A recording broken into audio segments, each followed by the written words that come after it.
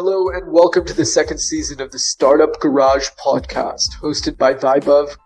With over 15,000 listeners from across the globe, we're one of the fastest growing knowledge repositories of Asia for founders and investors.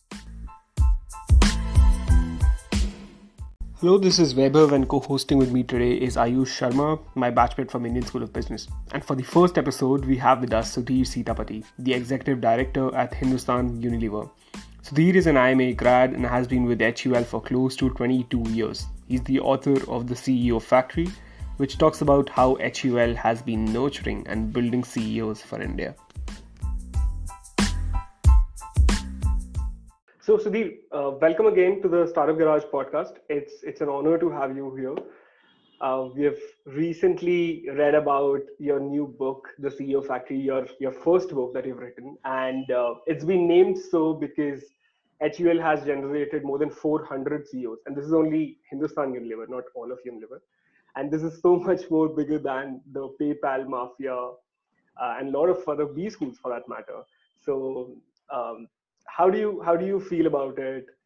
How do you think HUL has grown as an organization for so many decades? It's been one of the most sort of versatile and most dynamic organizations in India and globally. So, yeah, how do you feel about that fact? No, Vaibhav, HUL is an interesting organization. The fact that it's a CEO factory which has produced many CEOs, and more recently it started producing global CEOs as well. Sandeep Kataria just got announced as Bata CEO, and my former boss Milind Pant is the global Amway CEO. So these are global companies, and both of these guys are guys who spent 20 plus years in HUL. So, but producing CEOs is only one facet of Levers. Levers has also been a top-ranked company in campuses for many years.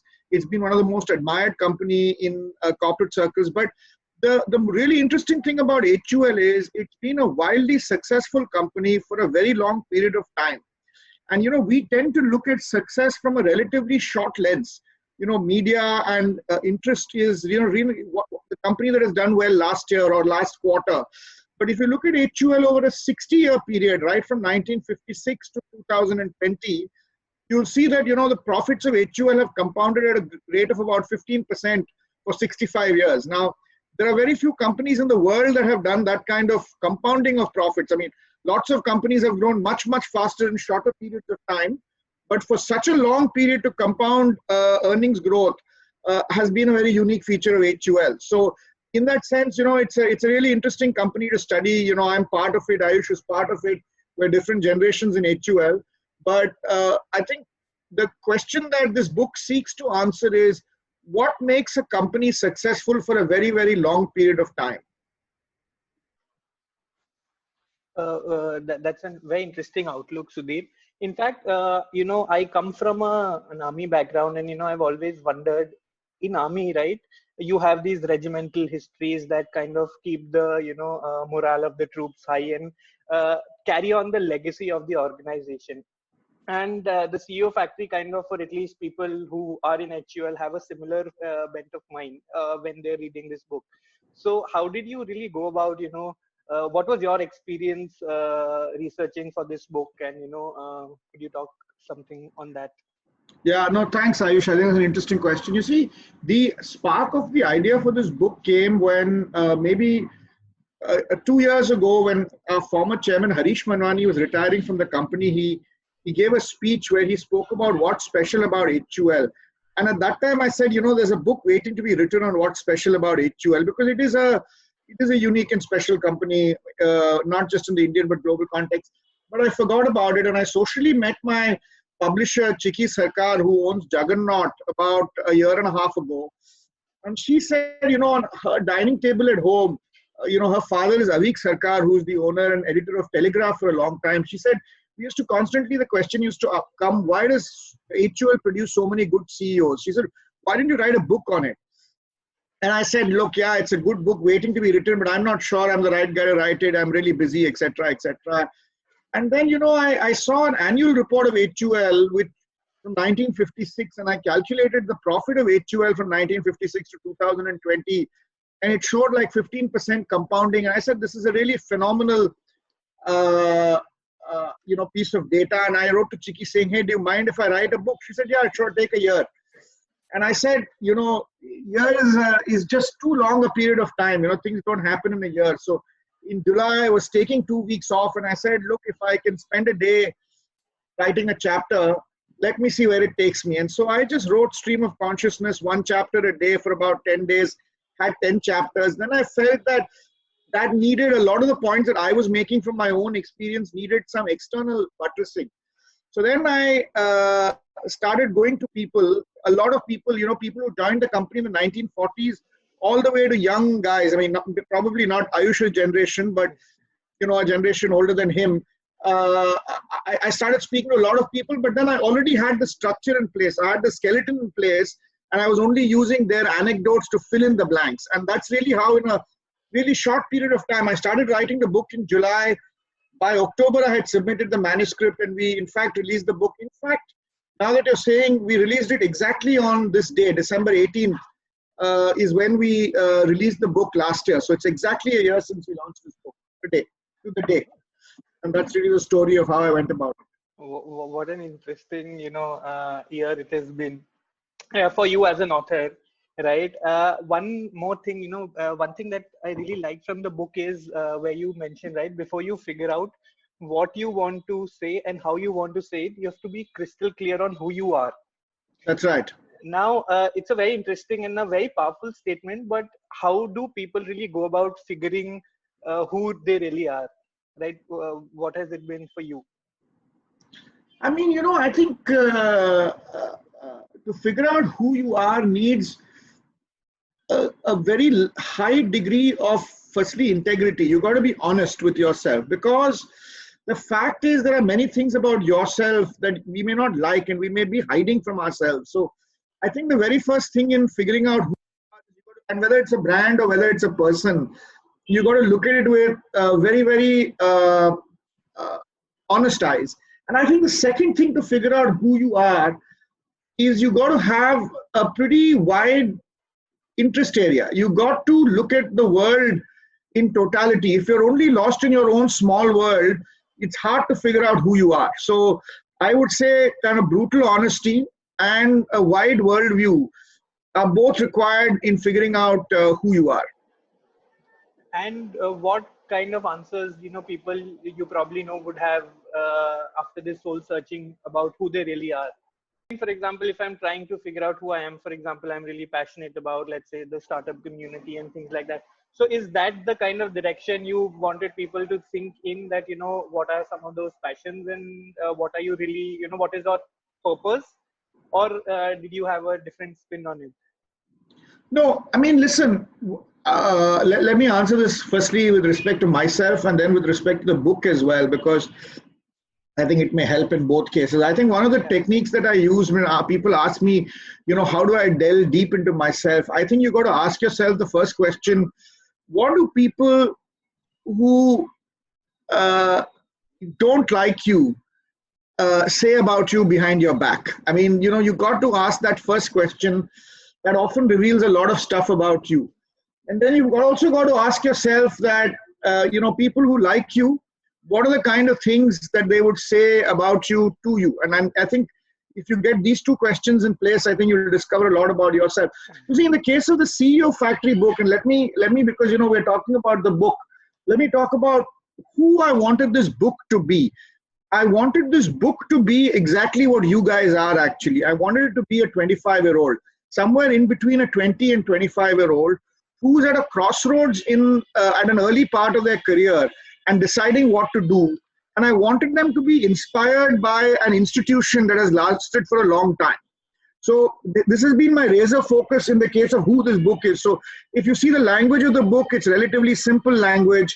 If you see the font, the design, everything sort of caters to a 25-year-old in sort of search of their professional quest. And this book, in some sense, is meant to both inspire and answer that.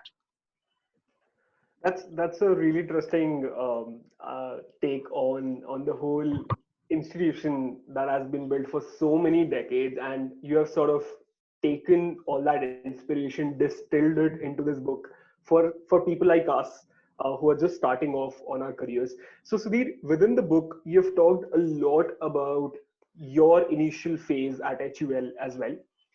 You talk a lot about, you put a lot of emphasis on problem identification. You talk a lot about how identifying a problem is way more important than finding the actual solution and putting it together. So can you talk a bit more about that? Yeah, listen, this problem identification was something that I kind of learned in IIM Ahmedabad in my marketing, less to do with levers. And I, in some ways, came into levers with a strong bias on problem identification. And I've written about it. We had a marketing professor called Professor A.K. Jain, who would only ask the question, what is the problem? And he would keep drumming that into class. And initially, we used to wonder, what's this guy going on about? All of us come from educational backgrounds where we're meant to solve problems, but actually solving problems is a commodity. You can buy it off the market. Mm-hmm. The difficult thing is to identify the problem, especially in areas of work. You see, we're not in physical sciences, we're all in social sciences. Whatever work we're doing, in whatever field we're doing, it doesn't have obvious problems to solve. And, his training in kind of unpeeling the onion so that you can get the problem, for me personally, has been one of the, I would say, of my whole education career. One spends so much time, one spends 20 years learning, right? Then you ask yourself the question, what have you learned in those 20 years? After the first few years, in nursery, and you learn to write and do some maths. I mean, broadly, what have you learned, right? Yeah. And I would say that this is one of the things that I learned specifically from a teacher, for which I'm very grateful, which I would, and again, going back to identifying the problem, it's got many similarities to identifying you as a person. You have to be able to keep going on and keep asking the whys till you really come to the right question, because many often the problems we're trying to solve are symptomatic. So you got to then say, okay, is this a real problem? What is the next why? What is the next why? What is the next why? Till you really come to the kernel of the problem you're trying to solve. That's really interesting. In fact, I was reading somewhere, right? It's very important to ask the right questions because and know who will be the right person to answer them than having all the answers. I think that's another way of looking at the same philosophy. Now, yes. Another thing that you talk a lot about in the book is something to do with the word entrepreneur professionals, and how the entire a lot of people in HUL kind of emulate that spirit. Now, what I'm really keen to know is, how do you retain entrepreneurial talent, or the mavericks that you call in the book, call out in the book? Yeah. So one of the surprising things, the good thing about research is it shouldn't only confirm hypotheses of your own. So while one has one's hypothesis while starting research, one's got to be open-minded. And when I looked at the strengths of HUL, one strength that did not strike me when I started writing the book is on entrepreneurship. In fact, I thought it wasn't an entrepreneurial company. But one of my former bosses, who's the CEO of Airtel, Gopal Vittal, he said one of the unique features about levers is it's got entrepreneur professionals. So the people are professional at the same time they're entrepreneurial. He says that they feel, a lot for the company because they have a lot of shared experiences as management trainees. What is an entrepreneur? How is it different from a professional? An entrepreneur has ownership of the company. That's the only difference, right? Now, without having significant stock holding, a lot of people in HUL have ownership of the company. Even people who leave HUL will still say our company. So there's something in the culture of the company and the early training that has allowed for people to say, this is my company. I feel for it. And I think that's what makes them entrepreneur professionals. So that was one interesting point. The other thing is that, 8 or 9 out of 10 people in levers are not mavericks. Most of them are process-driven company men. They are test batsmen. But 1 in every 10 becomes a Sehwag, who's really able to hit sixes, or, he's a big hitter. And the thing is, in many large companies, mavericks get weeded out early because middle management doesn't like mavericks. They don't like it. Senior management doesn't like mavericks. Now, HUL, I think because of its culture of, management training shape and not judging people too early, allows these mavericks to spend 8-9 years in the company. They wouldn't spend it in many other companies. After 8-9 years, once they enter middle and senior management, then mavericks start performing. And I think that's the other sort of secret sauce, which is not judging mavericks too early in the system and letting them come to the 10th odd year when they can really kind of do new things and big things for the company. Yeah, in fact, Sudhi, one of the other interesting trends that, both Vaibhav and me coming from, closely working with startups, we've noted that in the last 4 to 5 decades, people in their early, years are more willing to take risks. And with VCs coming into play, access to capital has also become easier. So in a time like that, it's a continuation of the last question itself. What is it that the MNCs, the HULs and the Googles of the world are really doing to, keep all of this together while people have access to capital and great ideas to really, go out there and be another competitor? Yeah, no, I think, listen, the thing that HUL does, I can't speak about others, but I think it's a unique thing that HUL does, and maybe a few other companies do it. I think at an early age, it fosters very high degree of loyalty to the company, and you kind of feel that it's your company. And it's very important because in today's day and age, a lot of companies are transactional, which you come in for the money, you make your money and move out.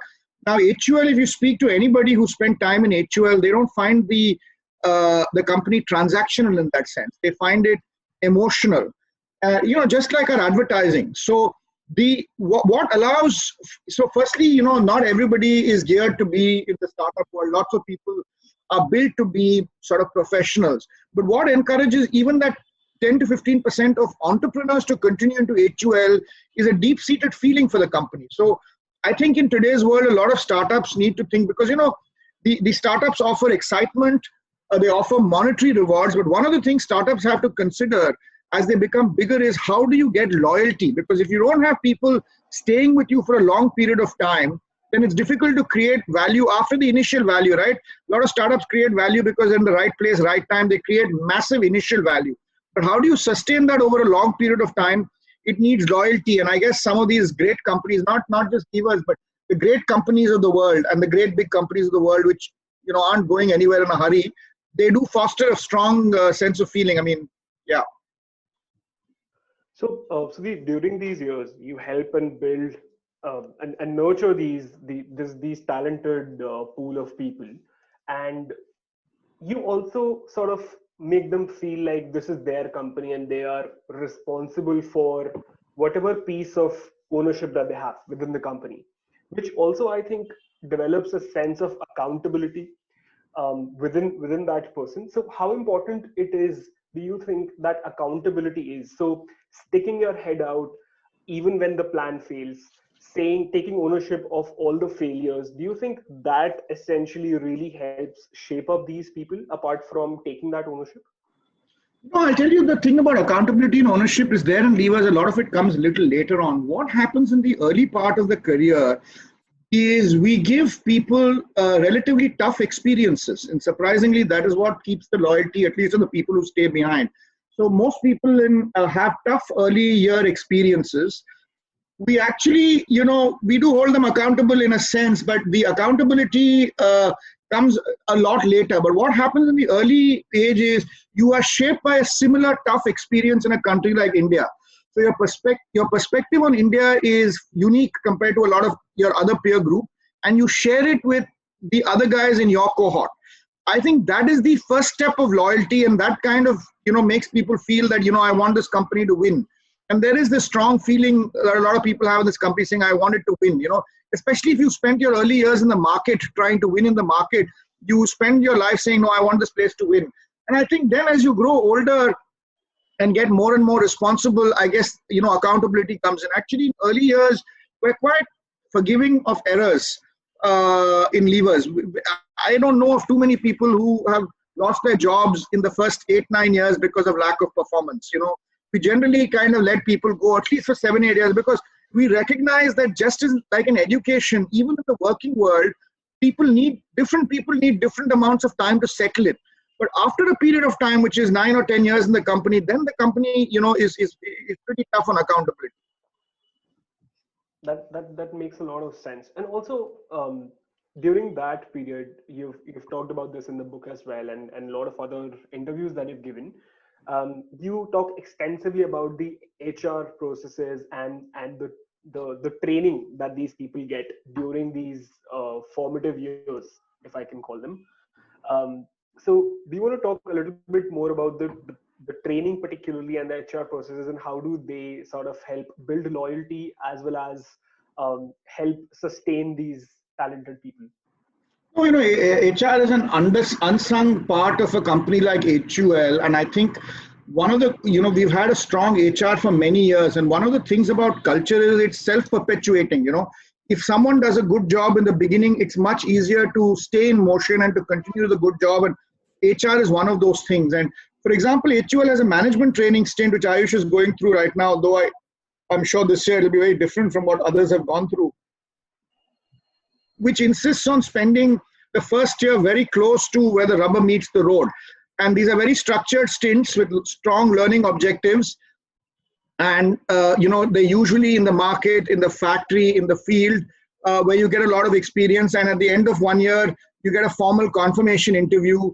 Not that many people are judged. A few are, but most of them are not. But we take that 1 year very, very seriously. Not many companies invest a full year in getting relatively expensive, top quality resources from the top institutes in India, and basically investing a full year in learning, right?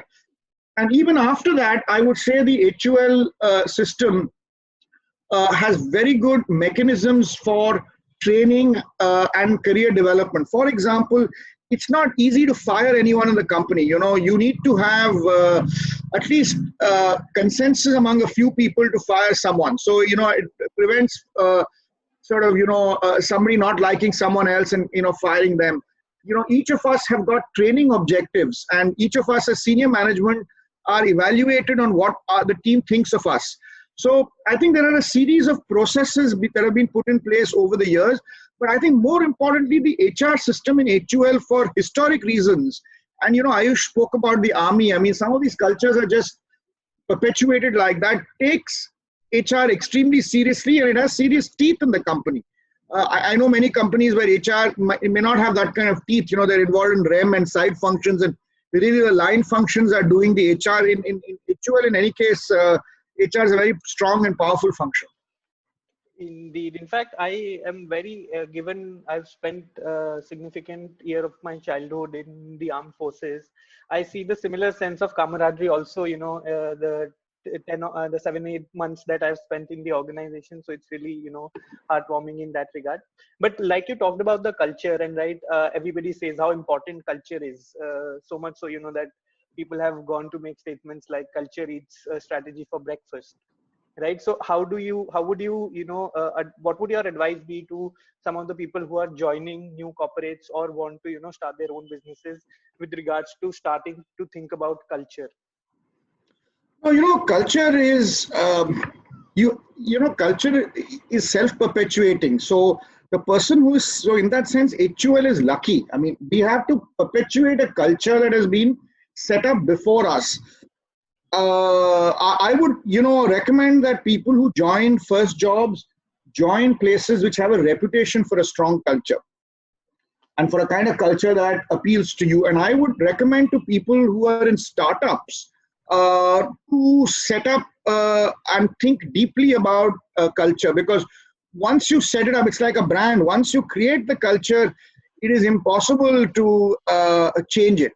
There are different cultures. There's no right answer for culture, but it should be a conscious call at early stage for startup founders, and conscious call for youngsters joining companies to join places with the right culture. When we're in MBA schools, some of these things, we don't fully grasp. We sort of say this is global, and what is going on, what is this culture, and what is all of this stuff. We'd rather just do the hard quant, but actually these are the things that really matter once you get into a job. And Sudhir, in fact, I've heard you talk in some of the interviews that your dad always wanted you to start in a job that's either on the shop floor or out in the market, and the importance of starting one's career like that.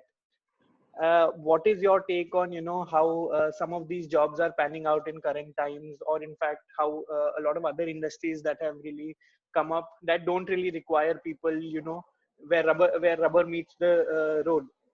So what is your take on that? Yeah, no, listen, all industries, or many industries, or most industries have a point where the rubber meets the road. It need not be sales or manufacturing. I mean, for example, a journalist should start as a reporter, not on the edit floor, in my view, right? This is my personal view.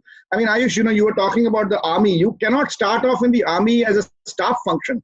You have to be a field general. You have to be, every armed force officer wants to command a battalion, right? Because he wants to do a field job.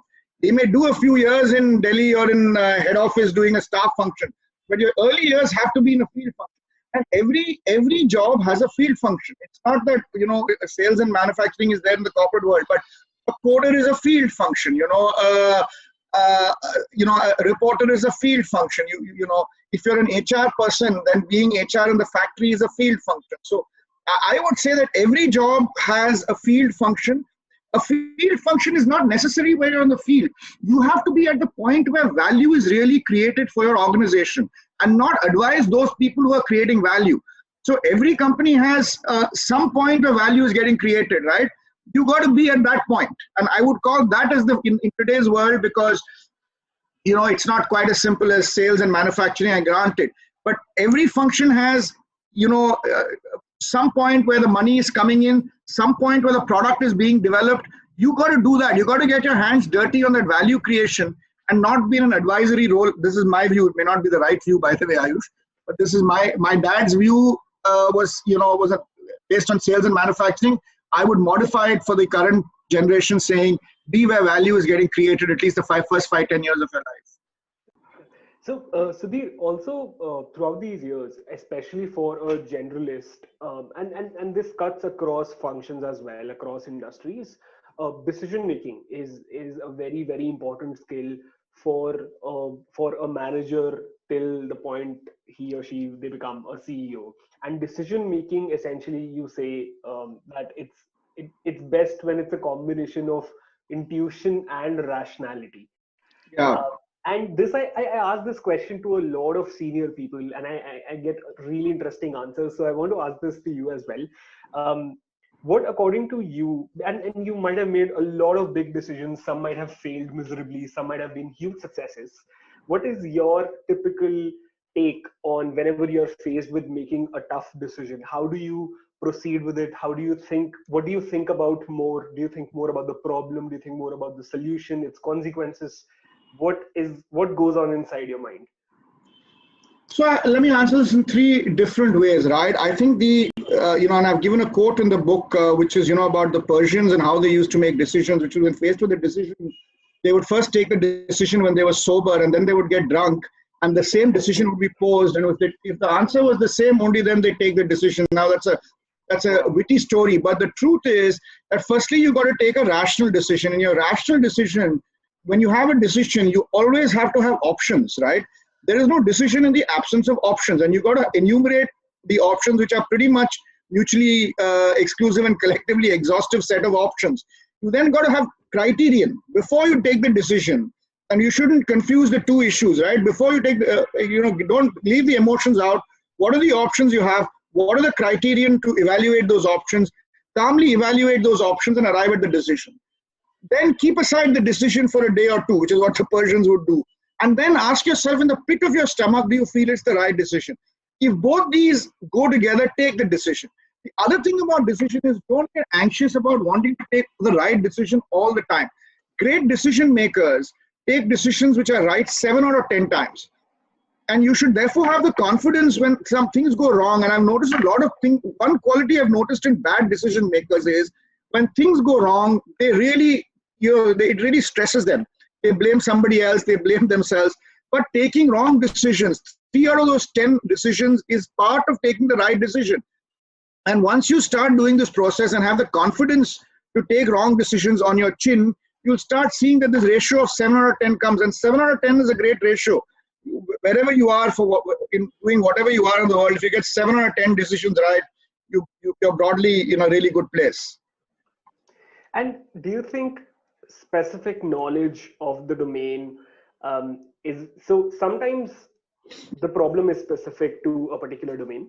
Sometimes the problem is broader. So this particular year, a lot of companies faced a lot of challenges. They had to take some tough calls. They had to let some people go. They had to sort of shrink their operations, and a lot of tough decisions went on within the industry. So um, at these times, when there are multiple stakeholders involved, when there are people who have different interests at heart, as a leader, what is your strategy to sort of move ahead and take that tough call? Do you do what is right for the people? Do you do what is so? Are your actions for business? Are your actions for harmony within the company? Are your actions for the people? Like, what is? Yeah, no, I'll give you a real example with HUL at this time of the year because it's easy to talk in abstraction. So, this year, forget about our own people, right? We had a lot of COVID hit us in summer, and we have a lot of ice cream vendors, especially in Delhi. You'll see them, quality walls, ice cream vendors all over the town, right? Now, these guys are all daily wage earner who come from UP and Bihar and basically spend the summer doing ice cream distribution. Now, there was no job for them during COVID, but we took a conscious call that in 3 months' time, for next 3 months, we would pay these guys what they would have earned had they been on the street. We needn't have done this. We had no contract with them. There was no question of, leave alone cutting off people during COVID. This was a group of people where we basically, as a company, Unilever said that anybody who's in our extended supply chain for 3 months, we will protect their income. Now, so the answer to your question specifically in the case of COVID is we said we will not take a call that because of a crisis, we will let jobs go. Now, this has happened because of there are 2-3 reasons why we were able to do this. One is it's a strong value system. And to answer your question, in a crisis, it's always people over business. In peacetime, it's always business over people. And that's a really important thing because ultimately you are driving a business and you got to succeed in the business and you got to do what's right for the business in the long term. But in a period of crisis, you have to prioritize people over the business. I think what allowed HUL to do it is, probably the company in India with the greatest cash pile. So, it had enormous ability to do it. And I think the lesson in this, when I was speaking to some startup founders, is, the reason why cash is such an important thing in running a business is that when there's a rainy day, only cash protects you. So when you don't have a business model that throws out cash, every 10 years, a black swan event occurs. And in that black swan event, companies that are not generating adequate cash get blown off. So the lesson, for startups and so on is in good times, you don't see the need for cash, especially in today's easy money business, right? But when the tap gets shut, your business should be generating cash. And I think that's a really important lesson. I mean, obviously some companies will take longer than others. I'm not saying everybody has, but you have to have the eye on cash. So I would say in crisis, people over business. In peacetime, business over people. Always have a cash pile to allow you to live your values. If there's no point, you can't live your values if you don't have cash backing. Yeah, that makes sense. To in fact, like they say that the more you sweat in peace, the less you bleed in war. And HUL's belief system, which you also talked about in the book around, middle class value system of really conserving cash, probably is something that, people should really look at. One more thing, Sudhir, you at the start of the podcast mentioned that, it's almost been a year since the book launched. So I just wanted to get your view on, how has the reception been from the student community, particularly your target that you wrote this book for. I, for myself, know like my batchmates from ISB have absolutely loved this book and, have given FMCG a serious thought after reading the book. So what have some of these interesting receptions been for you?